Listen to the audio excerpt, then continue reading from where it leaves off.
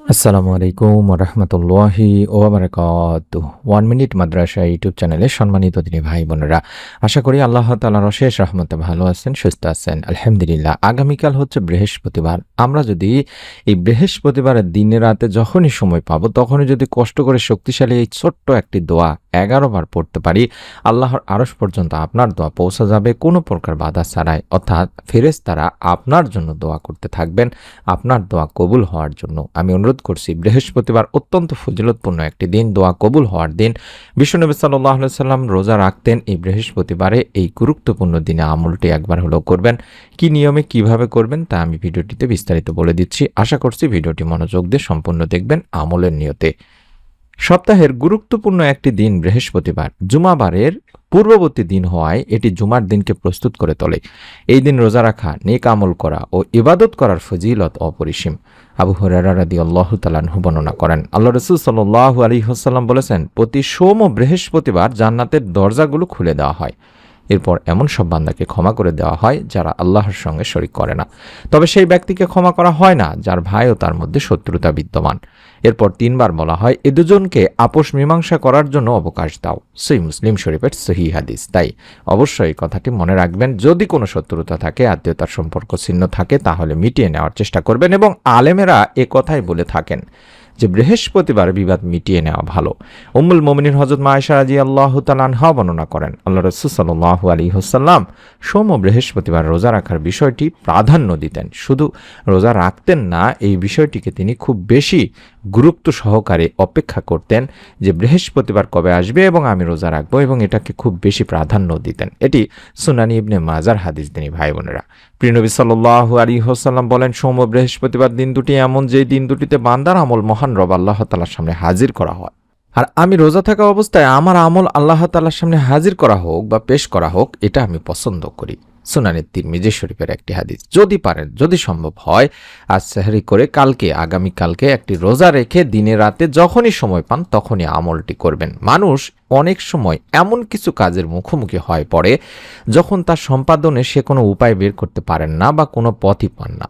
সেই সময়ে মানুষের পিঠ দেয়ালে ঠেকে যায়। যেই সময়ে আমরা কোনো প্রকার উপায় না পেয়ে আল্লাহ তাআলার শরণাপন্ন হওয়া ছাড়া আমাদের কোনো উপায় থাকে না। আর সেই সময়টিতে আমাদের কার্যসিদ্ধির উদ্দেশ্যে মনের প্রত্যাশা পূরণের জন্য আল্লাহ তাআলারই একমাত্র শরণাপন্ন হওয়া ছাড়া বিকল্প কোনো উপায় থাকে না। এমন একটি আমলের কথা তুলে ধরেছেন প্রিয় নবী সাল্লাল্লাহু আলাইহি ওয়াসাল্লাম। আর সেই আমলটি আমরা করব। মনের একান্ত আশা প্রত্যাশা পূরণে কোনো মানুষেরই প্রবল আগ্রহ কিংবা চেষ্টার কমতি থাকে না। আর সে কারণেই নিজেদের চাওয়া পাওয়ার পরিপূর্ণতায় নানানবিধ চেষ্টা সাধনা করে থাকেন মানুষ। কোনোভাবে যখন কোনো কিছু হয় না, তখন তারা ফিরে আসে ধর্মের দিকে কিংবা ইসলামিক স্কলারদের শরণাপন্ন হয়। অথচ মনে আশা পূরণে হাদিসে পাকে প্রিয় নবী সাল্লাল্লাহু আলাইহি ওয়াসাল্লাম ইসমে আজমের কার্যকরী দিক নির্দেশনার কথা উল্লেখ করেছেন। জি, ইসমে আজম হলো মহান আল্লাহর এমন নাম, এই ইসমে আজমের আমলের মাধ্যমে আল্লাহ তাআলার কাছে কোনো কিছু চাওয়া হলে মহান আল্লাহ তাকে তা দান করেন।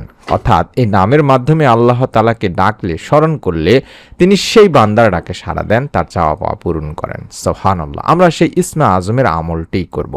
হযরত আব্দুল্লাহ ইবনু বুরাইদা আল আসলামী রাদিয়াল্লাহু তাআলা আনহু তার বাবা থেকে একটা হাদিস বর্ণনা করেছেন, যেখানে আল্লাহ রাসূল সাল্লাল্লাহু আলাইহি ওয়াসাল্লাম এক ব্যক্তিকে তার দোয়া এভাবে বলতে শোনেন। অর্থাৎ, আল্লাহুম্মা ইন্নী আসআলুকা বিআন্নী আশহাদু আন্নাকা আনতাল্লাহ লা ইলাহা ইল্লা আনতাল আহাদুস সামাদুল্লাযী লাম ইয়ালিদ ওয়া লাম ইউলাদ ওয়া লাম ইয়াকুল লাহু কুফুয়ান আহাদ। এই দোয়াটি বলতে শুনলেন বা এই দোয়াটি করতে শুনলেন। অর্থাৎ আমরাও এই দোয়াটি করব। কতবার পড়ব, কিভাবে পড়ব, দোয়াটি পড়ার আগে পরে আরো কি আমল করব এবং কিভাবে আল্লাহ তাআলার কাছে দোয়া করলে আমার দোয়া আল্লাহ তাআলার কাছে পৌঁছাবে, তা কিছুক্ষণের মধ্যে বলে দিচ্ছি। আপনাদের কাজ হলো দোয়াটি সংগ্রহ করে নেওয়া, চাইলে দেখে দেখে পড়তে পারবেন তার জন্য। এই দোয়ার অর্থই হচ্ছে, হে আল্লাহ, আমি তোমার কাছে প্রার্থনা করছি আর সাক্ষ্য দিচ্ছি যে তুমি একমাত্র আল্লাহ, তুমি ছাড়া অন্য কোনো মাবুদ নেই। তুমি একক সত্তা, স্বয়ংসম্পূর্ণ, যিনি কাউকে জন্ম দেননি এবং তাকেও কেউ জন্ম দেয়নি, আর তার সমকক্ষ কেউ নেই। বর্ণনাকারী বলছেন, আল্লাহ রাসূল সাল্লাল্লাহু আলাইহি ওয়াসাল্লাম ওই ব্যক্তির মুখে এই কথাগুলো শুনে তখন বললেন, সেই মহান সত্তার শপথ যার হাতে আমার জীবন, নিঃসন্দেহে এই লোক আল্লাহ তাআলার মহান নামের অর্থাৎ ইসমে আজমের নামের ওসিলায় তার কাছে প্রার্থনা করেছে। আর যে নামের ওসিলায় দোয়া করা হলে তিনি দোয়া কবুল করেন, এবং যে নামের ওসিলায় প্রার্থনা করা হলে তিনি দান করেন। তিরমিজি ইবনে মাজার একটি হাদিস তিনি ভাই বোনেরা। অর্থাৎ আমি এই দোয়াটি আবারও দেখাবো, ইসমে আজমের দোয়াটি। এবার আপনাদেরকে নিয়মটি শিখিয়ে দিচ্ছি, এই নিয়মে আমলটি করবেন। বৃহস্পতিবার যদি পারেন রোজা রাখবেন, রোজা না রাখতে পারলেও আপনারা বৃহস্পতিবার দিনে হোক রাতে হোক, অর্থাৎ ফজরের পরে হোক, আসরের পরে হোক, মাগরিবের পরে হোক, এই সময়গুলোতে আমল করার চেষ্টা করবেন। প্রথমে কাজ হলো দরুদ শরীফ পড়ে নেওয়া। আমি প্রথমেই বলেছি ছোট্ট শক্তিশালী যে দরুদ, সেই দরুদের আমলটি আগে করে নিব, কারণ দরুদ এতটাই পাওয়ারফুল আমল, আপনার দোয়া আল্লাহ রাব্বুল আলামিনের কাছে পৌঁছবেই না দিনী ভাই বোনেরা যদি দরুদ না পড়েন। আসমান ও জমিনের মাঝখানে ঝোলানো থাকবে। হযরত আনাস রাদিয়াল্লাহু তাআলা আনহু থেকে বর্ণনা করা হাদিসটিতে আল্লাহ রাসূল সাল্লাল্লাহু আলাইহি ওয়াসাল্লাম বলেছেন, যতক্ষণ আল্লাহ রাসূল সাল্লাল্লাহু আলাইহি ওয়াসাল্লামের উপর দরুদ পড়া হবে না ততক্ষণ তা বাধাগ্রস্ত অবস্থায় থাকবে। আপনার দোয়া অর্থাৎ এই দোয়াটি আসমান ও জমিনের মাঝখানে ঝুলন্ত অবস্থায় থাকবে, যেটা আল্লাহ তাআলার কাছে পৌঁছবে না এবং সেই দোয়া কবুলও করা হবে না। তাই আমাদের উচিত হবে দরুদ শরীফ পাঠপূর্বক দোয়া করা। তাছাড়া দোয়া করলে ফেরেশতারা আপনার জন্যই দোয়া করতে থাকবেন, অর্থাৎ দরুদ পাঠ করলে আপনার দোয়া কবুল হওয়ার জন্য ফেরেশতারা পর্যন্ত দোয়া করবেন। সুবহানাল্লাহ। দরুদ পাঠকারীর জন্য ফেরেশতারা দোয়া করেন। আমির বিন রাবিয়া রাদিয়াল্লাহু তাআলা আনহু থেকে বর্ণিত, নবী সাল্লাল্লাহু আলাইহি ওয়াসাল্লাম বলেন, যখন কোনো মুসলিম আমার প্রতি দরুদ পাঠ করে এবং যতক্ষণ সে আমার প্রতি দরুদ পাঠরত থাকে ততক্ষণ পর্যন্ত ফেরেশতারা তার জন্য দোয়া করতে থাকেন। অতএব বান্দা চাইলে দরুদ পাঠের পরিমাণ বাড়াতে পারে, কমাতেও পারে। এটি সুনান ইবনে মাজার একটি হাদিস। তাই আমরা প্রথম কাজ হলো ছোট্ট দরুদ যেটি দেখাচ্ছে স্ক্রিনের মধ্যে, অথবা দরুদ ইব্রাহিম অন্তত 11 বার আগে পড়ে নেব যখন আমলটি করব। আল্লাহুম্মা সাল্লি ওয়া সাল্লিম আলা নাবিয়িনা মুহাম্মদ। এই ছোট্ট দরুদটি খুব সহজেই পড়া যায়, মাত্র 11 বার পড়ে নেবেন। আল্লাহুম্মা সাল্লি ওয়া সাল্লিম আলা নাবিয়িনা মুহাম্মদ।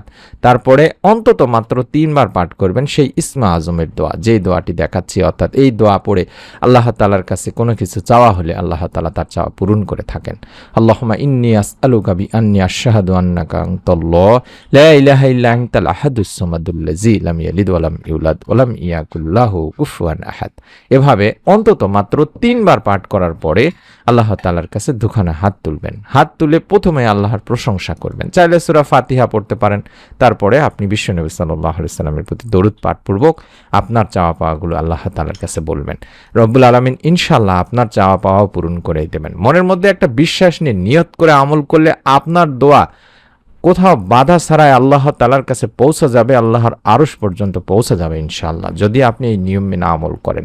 এবং আপনার চাওয়া যদি সহি হয়, রব্বুল আলামিন কোনো না কোনো একটা পথ বের করে দেবেন আপনার চিন্তা আপনার চাওয়ার বাহিরে থেকে, কল্পনার বাহিরে থেকে। তাই আবারও বলছি, অন্তত নিয়ত করে একবার হলো আমলটি করুন। কার কি চাওয়া আল্লাহ তাআলার কাছে বলুন। বিশেষ করে যে সমস্ত মা ও বোনেরা নেক সন্তানের জন্য দোয়া চান, তারা আমলটি করে একবার দেখতে পারেন। এবং সন্তান লাভের পরীক্ষিত কোরআনে যে দোয়াগুলো আছে, সেই দোয়াগুলোর মাধ্যমে আল্লাহ তাআলার কাছে সন্তান চাইতে পারেন। আমি অনুরোধ করছি, নিজে আমল করে আপনার নিকট আত্মীয় স্বজনদের কাছেও ভিডিওটি শেয়ার করে দিবেন সদগায়ে জারিয়ার সওয়াব পাওয়ার উদ্দেশ্যে। এবং নতুন আমলের ভিডিও দেওয়া মাত্র যাতে পেয়ে যান, মিস না করে ফেলেন, তার জন্য চ্যানেলটির সঙ্গে থাকবেন। সকলেই ভালো থাকুন, সুস্থ থাকুন। আমরাও দোয়া করি যারা আমলটি করবেন, রব্বুল আলামিন যেন আপনাদের নিয়তের ওসিলায়, এই আমলের ওসিলায় আপনাদের সকলের যার যার মনের নেক ও ভালো আশাগুলো পূরণের সুসংবাদ দান করেন। আমিন। আসসালামু আলাইকুম ওয়া রাহমাতুল্লাহি ওয়া বারাকাতুহু।